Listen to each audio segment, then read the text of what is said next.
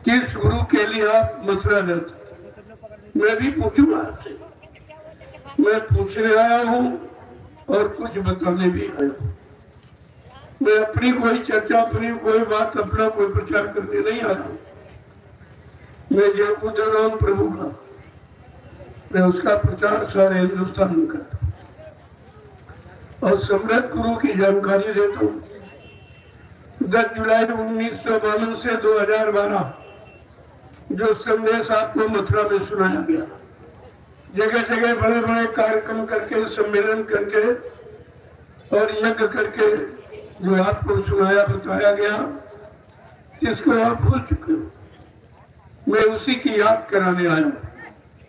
और आज से नहीं, मैं 2012 के बाद जब ये लीला हुई, मैं लीला के तुरंत 10 दिन बाद निकल पड़ा और सारे हिंदुस्तान में यही राष्ट्रीय मंच लगाकर सबको गुरु के बच्चों की याद कराई। और आज आपको भी कराने आया हूं। ये चकिया वो भूमि है, ये शहीदों वीरांगनों की भूमि है।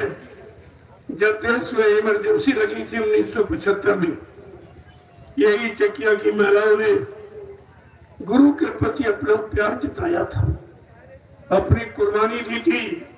तमाम महिलाओं के जेल में बच्चे पैदा हुए। क्या मैं उस इतिहास को भूल गया हूँ? क्या भूल जाऊंगा? और उसी की याद मैं फिर आपको कराने आया हूँ। इतना बड़ा त्याग इस भूमि से हुआ और आज उसी महापुरुष को आप भूल गए जिसके लिए आपने इतनी बड़ी कुर्बानी की थी। आप तो बिल्कुल भूल गए, गुरु को भूल गए, गुरु के वचनों को भूल गए, गुरु के प्रति जो आपका त्याग था, जो कुर्बानी, उसको भी आप भूल गए हो। अब ये वक्त याद कराने का है। कोई तो याद कराएगा नहीं, न कोई याद, क्यों? किसी को मालूम नहीं।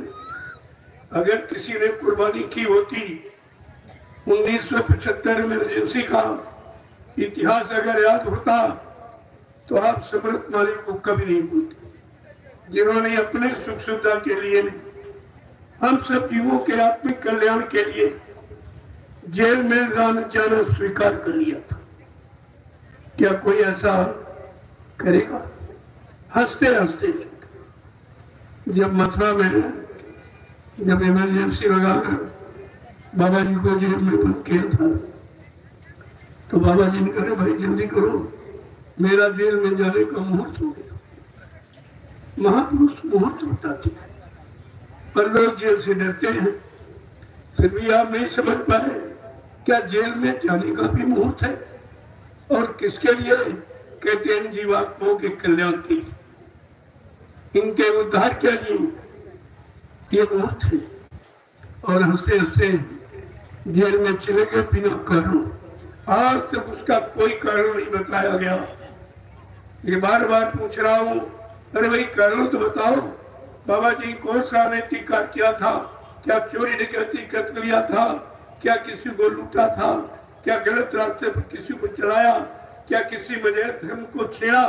क्या किसी राजनीति लोग की कोई निंदा आलोचना बुराई की? या किसी मंदिर मस्जिद गिरजाघर गुरुद्वारे की, गंगा जमुना की उन्होंने कोई बुराई की? कहते बुराई तो नहीं। फिर क्या? सरकार को डर हो गया, सरकार को डर हो गया। इमरजेंसी किसने लगाई थी?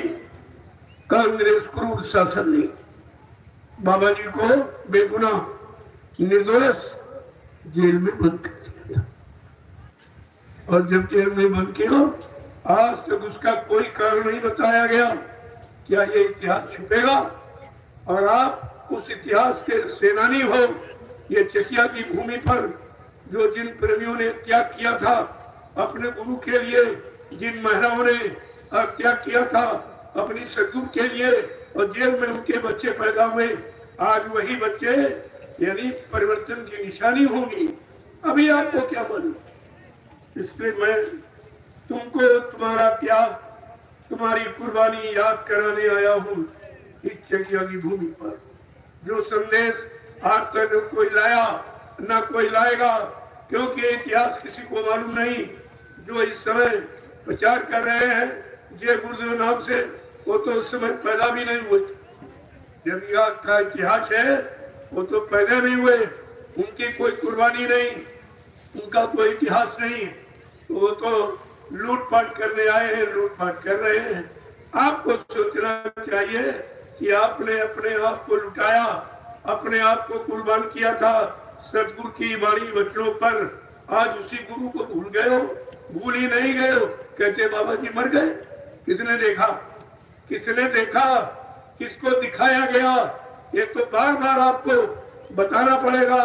ये झूठा इतिहास कभी बनेगा नहीं, और सच्चाई कुर्बानी के इतिहास को कोई मिटा नहीं सकता।